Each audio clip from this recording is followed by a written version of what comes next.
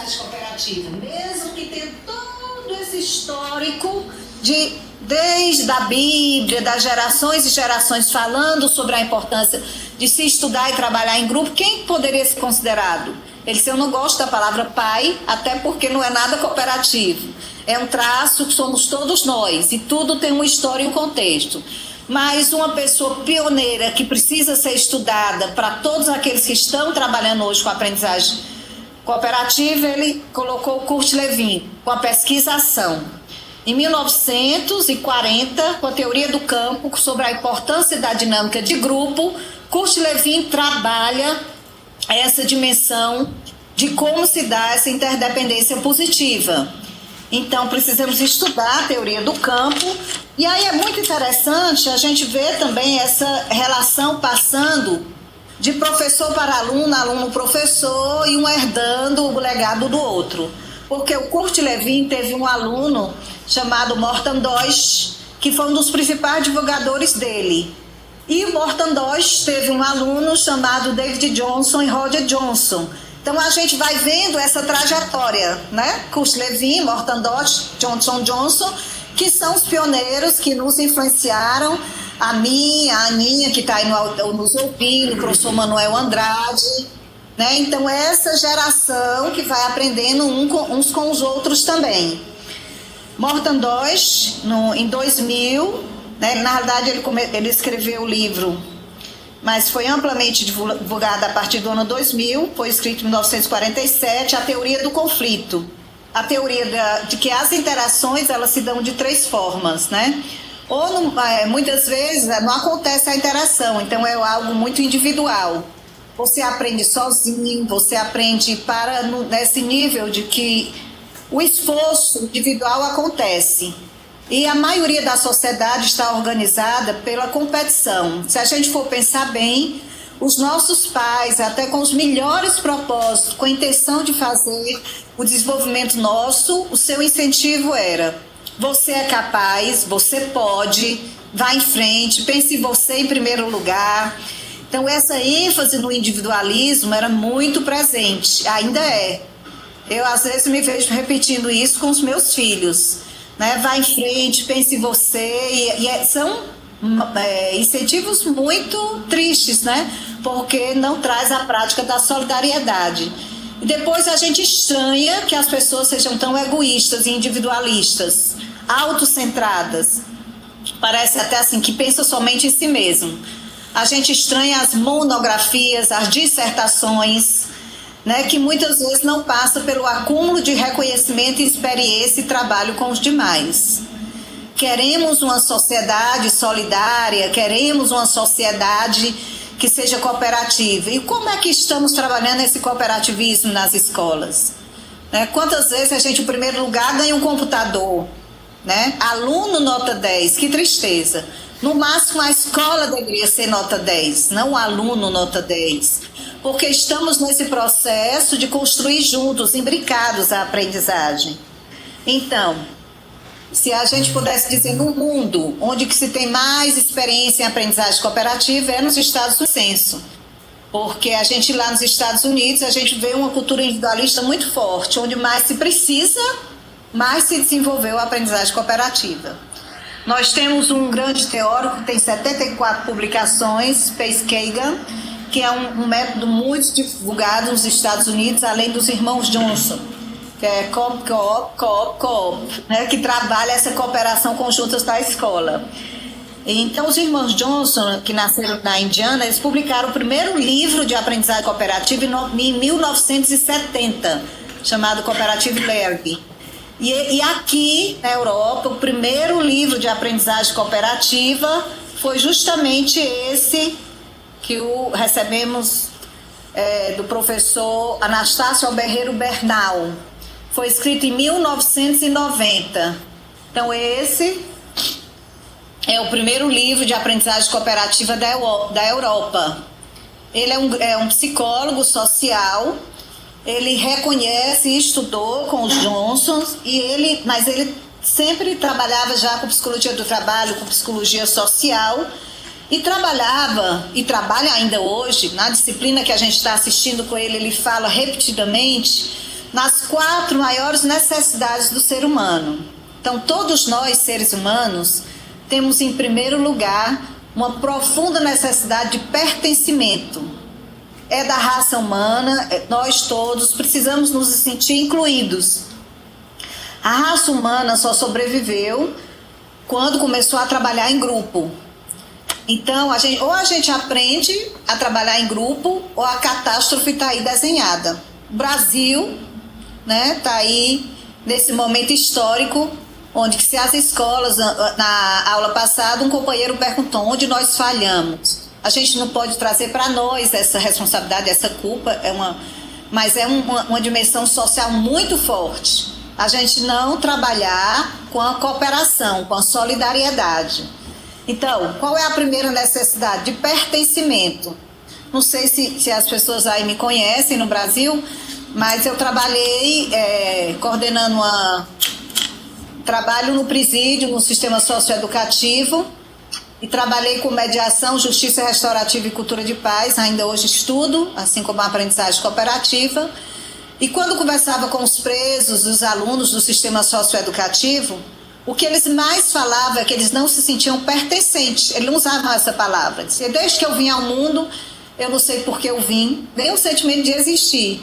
Vim numa família que nunca me quis, que me abandonou, rejeitou. Eram palavras, todas as histórias de vida traziam sempre esse sentimento de não pertencer. E começavam, quando entravam na escola, sentiam o bullying, o assédio e, ao mesmo tempo, a forma de expulsar, porque eles também não se sentiam pertencendo. E a maioria deles foram pela primeira vez se sentir pertencendo a alguma coisa quando entraram nas gangues. Então, o sentimento de pertencimento, segundo o Alberreiro, é a maior necessidade do ser humano para se sentir vivo. Ele passa por esse sentimento de pertencer a uma família, à escola, à sociedade, a grupos. Quando o ser humano não tem isso, ele procura em todos os espaços que possa existir. Então, isso é uma chave para a gente entender o comportamento humano. O segundo grande necessidade do ser humano é a identidade positiva. Então, todos nós precisamos reconhecer em nós mesmos o nosso valor e perceber o quanto podemos existir de uma forma com segurança, com altivez, com autoconfiança. Essa identidade positiva faz com que a gente tenha um profundo crescimento, porque quando a pessoa não tem uma identidade positiva reconhecida por si só, ela fica procurando isso no outro. Embora o reconhecimento é a grande terceira necessidade do ser humano. O homem não vive numa ilha isolada e para ele sentir o valor dele, ele precisa do outro, precisa do olhar do outro, do ouvido do outro. Para mim, nesse momento, estar sendo ouvido por vocês, ao mesmo tempo me deixa com essas duas sensações de nervosismo e de alegria, de paz, de amor. Mas quanto mais eu falo e sinto a aprovação de vocês, isso vai dando uma coragem. E essa interação promotora faz com que a aprendizagem aconteça. É como, por exemplo, o Isaías, que agora cantava para a gente. Na hora que ele via os sorrisos, os aplausos, isso intensificava essa forma de existir no mundo. Então, pertencimento, identidade positiva, reconhecimento para promover a autoestima elevada. Quando a gente tem essas 4 coisas, a gente, enquanto ser humano, encontra o que todos nós buscamos, que é a felicidade e a paz. Mas isso só pode acontecer se for enquanto sociedade. Isoladamente não gera esse bem-estar. E aí vem a pergunta, mas o que é mesmo a aprendizagem cooperativa? Não sei se vocês têm aí acesso aos slides que eu preparei para minha qualificação e para esse momento agora, que fala um pouco desse conceito de aprendizagem cooperativa. Tá aí, Marcelo? Tá aí para vocês? Foi enviado pelo Pedro pro celular de quem estava no grupo. Então não precisa não. Vamos continuar falando, que depois vocês podem ter acesso, talvez seja melhor, né? Então, a aprendizagem cooperativa, ela é muito mais do que somente trabalhar em grupo, como alguns pensam, né? A aprendizagem cooperativa, ela pressupõe o desenvolvimento de habilidades e competências socioemocionais. Todos nós, professores, aí no Brasil, muito mais forte do que aqui, gente. Aqui eu estou fazendo 5 aulas, 5 disciplinas, e é incrível como as aulas são ainda tradicionais. Aí no Brasil a gente tem mais interação, trabalha com seminários, com dinâmicas de grupo, trabalho coletivo da educação infantil. Isso aqui, eu não digo não só aqui na Espanha, mas em França, na Inglaterra, a aula ainda é mais tradicional. Ainda temos no Brasil também muita escola tradicional. Não que o tradicional de preparar uma boa aula, uma exposição, também possa ter o seu valor. A gente incorpora superando essas aprendizagens. Pois bem, a aprendizagem cooperativa é bem mais do que um trabalho de grupo. Inclusive, é importante a gente fazer a diferença. Enquanto o trabalho de grupo, a ênfase é na tarefa, é na meta somente, é em concluir o trabalho. E muitas vezes esse trabalho de grupo, 2 ou 3 pessoas, num grupo de 6 pessoas faz o trabalho e as outras pessoas ficam somente com a nota, e a preocupação é com nota, é com o resultado. Na aprendizagem cooperativa, o importante é o processo. É como se dá, como foram as relações, como foi que aconteceu a liderança nesse espaço. E a aprendizagem cooperativa trabalha com 5 elementos. Então, se queremos conhecer a aprendizagem cooperativa, precisamos verificar se estamos utilizando esses 5 elementos. Quais sejam? O primeiro elemento, o mais importante, é interdependência positiva. Como a gente viu com Morton Deutsch, nós podemos ter a interdependência negativa, que é a competição, que é aquela, vamos lá, façam vocês, vamos ver quem tira o primeiro lugar, quem consegue concluir, e coloca grupos para competir entre si. E temos a interdependência positiva, que é a cooperação. Na interdependência positiva, na aprendizagem cooperativa, tem uma máxima que explica. É a crença profunda que estamos todos no mesmo barco. Ou nós afundamos juntos, ou a gente se salva junto. Ou nada todo mundo e no final chega todo mundo junto, ou se alguém for morrer afogado, a gente vai se afogar tudinho. Então, nessa dimensão da profunda ligação uns com os outros. E para isso se utiliza estratégias para intensificar essa interdependência. A interdependência de recurso, para fazer um trabalho, coloca a régua para um, a tesoura para outro, a cola para outro, o papel para o outro, e aquele trabalho só faz se todos trabalharem juntos. A interdependência de conteúdo, que é a mais utilizada, inclusive nos Estados Unidos, né, com a GISEM, que a gente conhece como a técnica do quebra-cabeça. O estudo ele é trabalhado por partes e cada pessoa tem acesso somente a uma parte do texto. A aprendizagem só acontece quando cada um individualmente estuda a sua parte. Então, nós temos também a interdependência de papéis. Para acontecer a aprendizagem cooperativa, a gente trabalha com diferentes papéis. Tem o guardião do tempo, o guardião da participação, o guardião do contrato de cooperação, o guardião do estabelecimento de metas. E esses papéis acontecem em rodízio, circulam. Então, todas as pessoas utilizam os diversos papéis. Nós temos, por essa interdependência, também a segunda grande meta, que é a gente trabalhar com o segundo elemento, as habilidades ou competências socioemocionais. Então, precisamos desenvolver em nós, né, a habilidade da comunicação, de olhar para o outro, de sentir o outro, a habilidade de falar, de ouvir, a habilidade de perceber, ter a percepção aguçada do que o outro está fazendo, a habilidade de aprender com o outro. O terceiro grande elemento é a responsabilidade individual.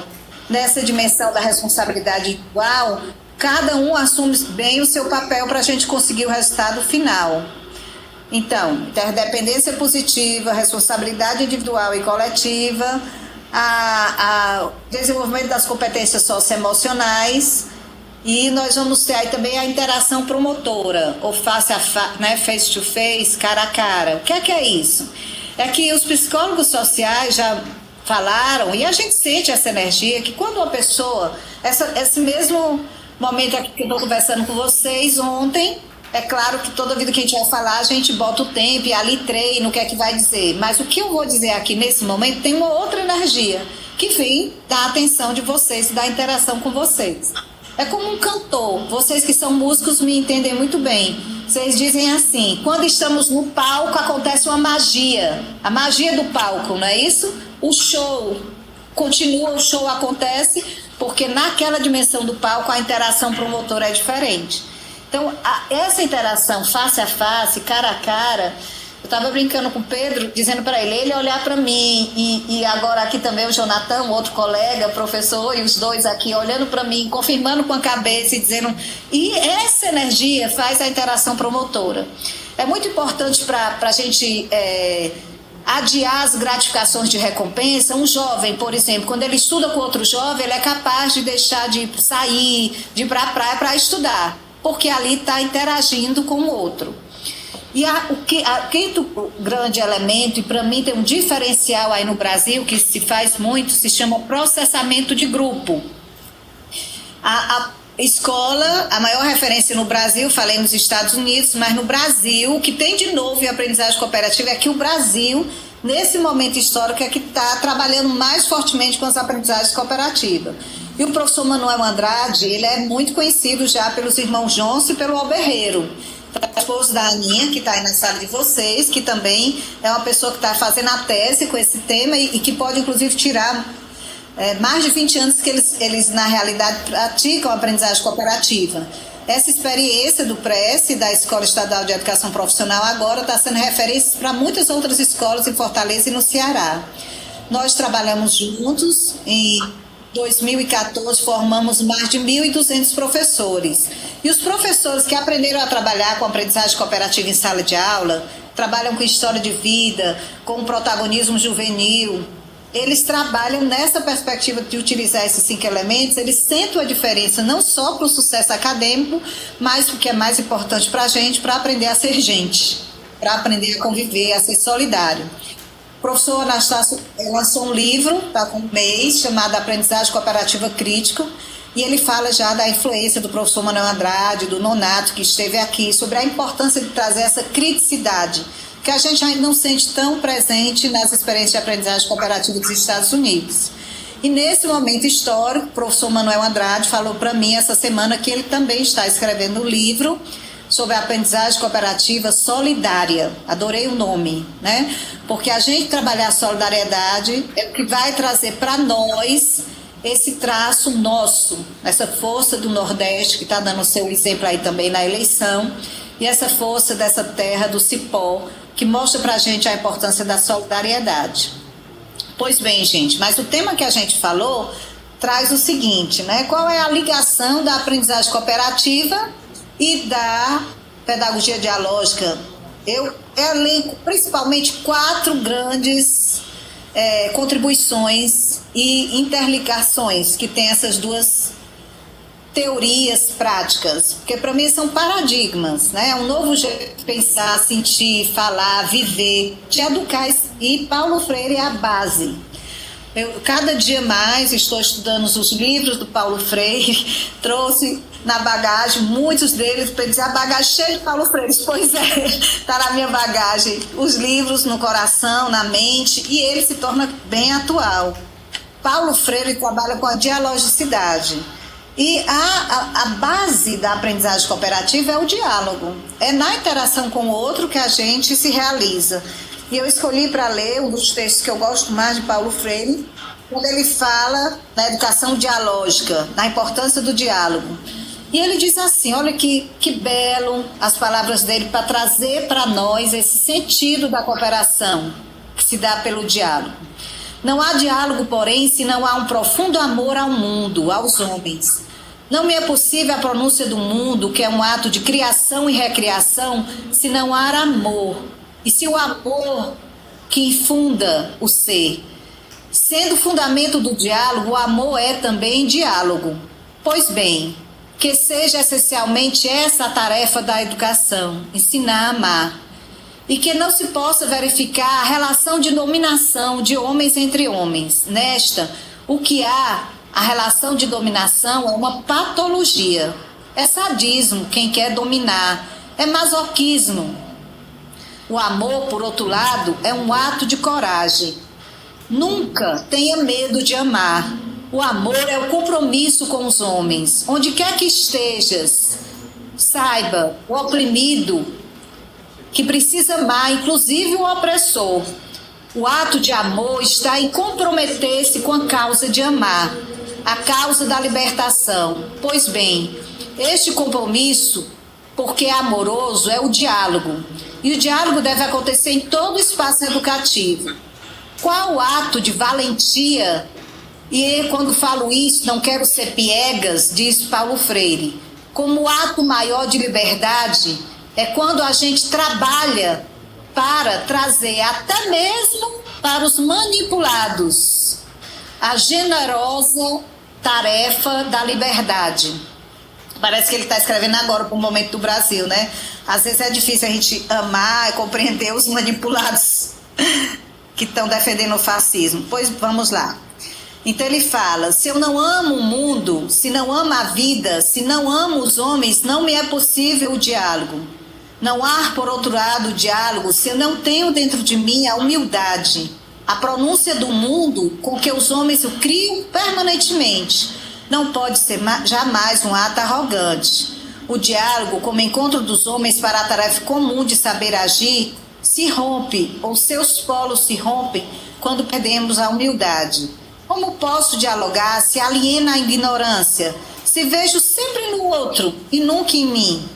Como posso dialogar se me admito como homem diferente, virtuoso por herança, diante dos outros, meros eus, em quem não reconheço o outro eu, o outro valor? Como posso dialogar se me sinto participante de um gueto de homens puros, donos da verdade e do saber, para que todos os que estão fora são essa gente, nativos inferiores? Como posso dialogar se parto de que a pronúncia do mundo é tarefa de homens seletos? É a presença da massa da história o sinal de deterioração. Como posso dialogar se me fecha a contribuição do outro? Como posso dialogar se temo a superação? E só em pensar nela eu sofro e pinho. A autossuficiência é incompatível com o diálogo. Os homens que não têm humildade ou a perdem não podem aproximar-se do povo, não podem educar, não podem ser companheiros e companheiras da pronúncia do mundo. Se alguém não é capaz de sentir-se e saber-se tão homem quanto os outros homens, é que lhe falta ainda muito que caminhar para chegar ao lugar do encontro entre eles. Então, não há também o diálogo se não há intensa fé no homem, a intensa fé no poder de fazer e refazer, de criar e recriar, fé na vocação de ser mais, que não é privilégio de alguns eleitos, mas é o direito e a tarefa de todos os homens. Eu acho que o próprio Paulo Freire já disse para nós aí qual a importância da aprendizagem cooperativa, né? Porque como posso dialogar se eu não tenho essa tarefa de aprender com outro homem? É isso que promove a aprendizagem cooperativa. Então, o primeiro princípio comum é a dialogicidade. É o ato de amar, de encontrar com o outro, no outro, o que aquele saber, aquela experiência que eles chamam o saber de experiência feito. É o ato também de aprender com o jeito de ser, de viver, de agir. É o ato de analisar e estabelecer um diálogo fecundo. E eu posso dizer por outro, da próxima vez você pode fazer dessa forma, talvez fosse melhor. O que é que você acha? Na hora que eu trago essa fala respeitosa no processamento de grupo, com humildade, também posso escutar do outro a crítica positiva. Olha, acho que isso assim foi legal, mas você poderia fazer um tom de voz melhor, isso, aquilo. Tudo isso serve para a gente crescer. Então, com a aprendizagem cooperativa, eu estou lembrando aí, Aninha, de ti, do Manuel Andrade, quantos feedbacks a gente dava uns para os outros e para os colegas de trabalho nos cursos que a gente realizou, né? Terminava ali o trabalho e a gente fazia um processamento de grupo com coragem, de se pronunciar e de dizer o que é que a gente podia crescer. Às vezes, esse diálogo aberto, sincero, é tão difícil de acontecer ainda na sala de aula. Poucos professores se abrem para ouvir uma crítica dos alunos e estão realmente dispostos a, como educador, se autoanalisar, se perceber e criticar a sua própria prática educativa. Então, a aprendizagem cooperativa pressupõe esse ato do diálogo sem arrogância, com humildade. O segundo ponto comum é a importância do círculo. O círculo não só como essa forma geométrica, mas o círculo também, a palavra passada de um para o outro. Essa palavra pensada, sentida, falada, vivida. Que vai dar certo. A hora que a senhora tá dando certo aí, né? Já estou quase concluindo, tá, Silvinha? Estou quase concluindo, tá? Meu tempo está concluindo aqui. Então, o diálogo tudo bem. Tudo bem. É que eu recebi a mensagem dos transmissores aí, então eu estou muito amarrada nessa transmissão. Desculpa. Tá dando certo, viu, Silvia? Estou quase concluindo aqui. Estou no final. Então, obrigada. Nós temos o diálogo, a dialogicidade como ponto comum e base da pedagogia dialógica e da aprendizagem cooperativa, o círculo, né, quando Paulo Freire traz a palavra geradora, o universo vocabular, o respeito pelo contexto do outro. No jogo do saber, muito bonito, né? Quando, tanto no Pedagogia do Oprimido, Pedagogia da Esperança, da Tolerância, jogo do saber, quando ele coloca para os camponeses, qual é o saber que você sabe? Você sabe fazer uma irrigação com a plantação, eu sei quem é Karl Marx, Engels, vamos fazer aqui o jogo do saber, para que vocês verifiquem que tem coisas que vocês sabem que eu não sei, tem coisas que eu sei que vocês não sabem. E esse ato de se encontrar saberes diferentes, esse diálogo que acontece, porque sabemos coisas diferentes, é tão bonito e importante. Isso que para mim é o círculo que a gente chama de células de aprendizagem cooperativa.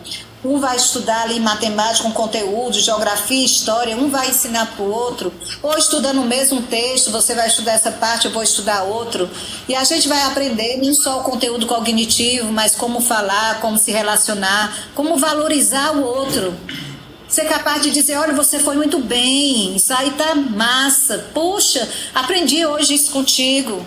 E também poder dizer para o outro, eu quero aprender, saber pedir, que é uma das... Aqui nesse milênio que a gente está vivendo, saber ter lideranças compartilhadas, não liderança centralizada, saber pedir é uma das principais habilidades e competências socioemocionais. Para a gente ter uma vida com aprendizados significativos, a gente precisa aprender a desenvolver isso. E para a gente pedir, a gente precisa ter a humildade de reconhecer que não sabe tudo e que a gente precisa do outro para viver. Isso também não é novo. Paulo Freire já falava sobre essa humildade, a humildade do ato amoroso de aprender e de ensinar. E a aprendizagem cooperativa traz esse princípio, dessa interdependência onde cada um aprende um com o outro, a chegar todos juntos no mesmo barco ao final. Na aprendizagem cooperativa que acontece nos Estados Unidos, muitas vezes utiliza assim, a mesma prova passa para 4 alunos, eles estudam juntos, e depois a nota vai ser individual, mas a nota de cada aluno vai ser a média daqueles 4 alunos que estudaram juntos. Então desenvolve a interdependência, inclusive isso, de notas. Como é que eu vou ensinar para o outro? Porque eu também tenho um interesse legítimo de ter uma boa nota. Mas mais importante do que a nota é a aprendizagem, é o ato de aprender, que se dá pelo ato de ensinar. Desde a criança, quando a criança aprende, a alegria dela é maior, não só quando ela aprende, mas quando ela mostra para o pai e para a mãe que aprendeu, quando ela mostra para o coleguinha que ela sabe. E quando escuta, nós precisamos desse retorno positivo, do reconhecimento do outro, desde tenra idade. Eu escuto, eu leio a Sarinha, a gente está estudando com ela, e ela diz assim, olha papai, eu aprendi, quando ela falou para a gente, aprendi os algarismos romanos. Então, esse ato de estudar junto, de aprender uns com os outros, é freiriano e é da aprendizagem cooperativa. Então, a dialogicidade, trabalhar em círculo, uma outra grande princípio comum, a pedagogia da autonomia. A aprendizagem cooperativa, embora trabalhe com a interdependência, trabalha também a autonomia. Nós precisamos ter a autoconfiança, a segurança interior, precisamos saber que somos capazes. E isso acontece na interação com o outro. Mas para desenvolver o empoderamento, que é o 4º ponto em comum. Toda essa pedagogia trabalha nessa perspectiva do protagonismo juvenil, estudantil, do empoderamento. Paulo Freire falava, o dominado precisa extrojetar o dominador e ser capaz de amar, inclusive, o opressor. Nós precisamos... Como é que a gente desenvolve essa capacidade tão fina, tão aguda? Pelo desenvolvimento do amor em nós. Então, a aprendizagem cooperativa... hoje de manhã eu brincava com o Pedro e disse, vamos exercitar aqui a aprendizagem cooperativa no café da manhã, até dentro do lar. porque precisamos nós aprender a trabalhar de forma cooperativa. Na sala de aula, fundamentalmente, é preciso dividir as tarefas, o rodízio dos papéis e todas as coisas, para a gente aprender com o outro. Então, para concluir minha fala, né, já deu aí o tempo, eu pensei em concluir, e como o momento pede algo no meu coração que fale assim do que a gente está vivendo, eu pensei em concluir com um texto que a minha filha escreveu ontem, do sentimento dela, porque por aqui, Pedro. Esse texto aqui fala do amor que a gente precisa ter, desse sentimento de que estamos todos juntos no mesmo barco. Então, a minha filha começou assim, um texto que ela postou no Facebook, eu mando depois para vocês, que se titula Estamos Juntos. Nos últimos dias ouvi muito esta frase e também falei muitas vezes. E venho sentindo que em cada uma delas é como se soasse mais forte, mais fundo dentro de mim. Estamos juntos, frente às dificuldades do momento. É a energia que mais me fortalece, que me conforta no meio à dor. Saber que eu não estou só. Ao mesmo tempo, o que mais me inquieta e me motiva, que os que eu amo saibam também que eles também não estão sós. Quando o medo quer me paralisar e a acomodação quer me fazer calar no conforto de uma ilusória bolha de privilégios, lembro de todos aqueles que eu quero, que preciso, que amo, e penso que eles precisam saber: nós estamos juntos e eu estou do lado deles.